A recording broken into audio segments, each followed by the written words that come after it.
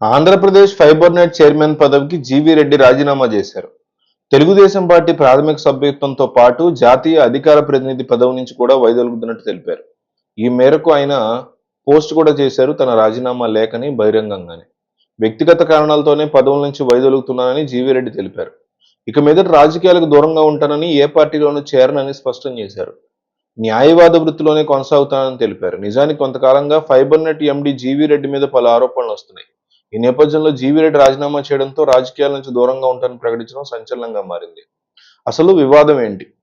AP fibre net corporation లో YCP హయాంలో పలు అక్రమాలు జరిగాయని జీవీ రెడ్డి కొంతకాలంగా ఆరోపిస్తున్నారు. ఈ క్రమంలోనే కార్పొరేషన్ ఎండీగా ఉన్న ఐఏఎస్ అధికారి దినేష్ కుమార్ తనకు సహకరించట్లేదని, ఇప్పటికే ఆయన వైసీపీకి అనుకూలంగానే వ్యవహరిస్తున్నారని విమర్శించారు. ప్రెస్ మీట్ పెట్టి మరీ దినేష్ కుమార్ రాజద్రోహానికి పాల్పడుతున్నారని సంచలన ఆరోపణలు చేశారు. తాను అడిగిన రికార్డులు కూడా ఇవ్వట్లేదని ఆవేదన వ్యక్తం చేశారు. ఒక సంస్థకి చైర్మన్ గా ఉంటూ జీవీ రెడ్డి ఇలా మీడియా ముందు సంస్థ వివరాలన్నీ బయటపెట్టేసి సంస్థను వివాదంలోకి లాగడంతో ఏపీ సీఎం చంద్రబాబు సీరియస్ అయ్యారు.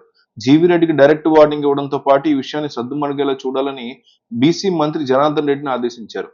సీఎం చంద్రబాబు నాయుడు ఆదేశాలతో రీసెంట్ గా మంత్రి బీసీ జనార్దన్ రెడ్డి సమీక్ష కూడా నిర్వహించారు.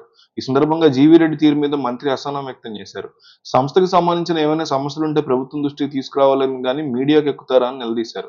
ఈ మొత్తం వ్యవహారం మీద సమగ్ర నివేదిక ఇవ్వాలని దినేష్ కుమార్ ని మంత్రి ఆదేశించారు. ఈ సందర్భంగా కల్పించుకున్న జీవీ రెడ్డి తాను కూడా 2 రోజుల్లో నివేదికిస్తానని తెలిపారు. ఇలాంటి తరుణంలో చైర్మన్ పదవికి టీడీపీ ప్రాథమిక సభ్యత్వానికి జీవీ రెడ్డి రాజీనామా చేయడం హాట్ టాపిక్ గా మారింది. ఆయన రాజీనామా తర్వాత వైసీపీలో జగన్మోహన్ రెడ్డిని కలిసే ఆలోచనలో ఉన్నారని తెలుస్తోంది.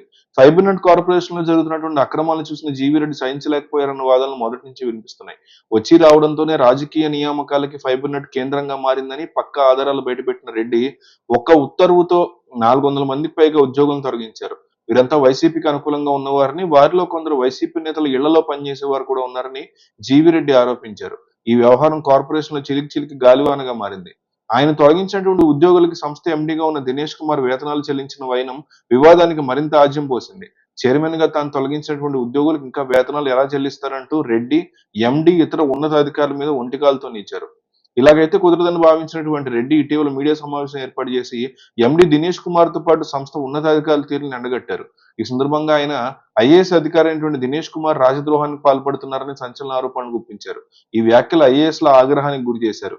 దీంతో ఐఏఎస్ అంతా కలిసి రెడ్డి మీద చంద్రబాబు ఫిర్యాదు చేసినట్టు సమాచారం. ఈ క్రమంలోనే తొలుత మంత్రి బీసీ జనార్దన్ రెడ్డి ఈ వ్యవహారం మీద సమీక్ష నిర్వహించి చంద్రబాబుకు నివేదిక అందించారు.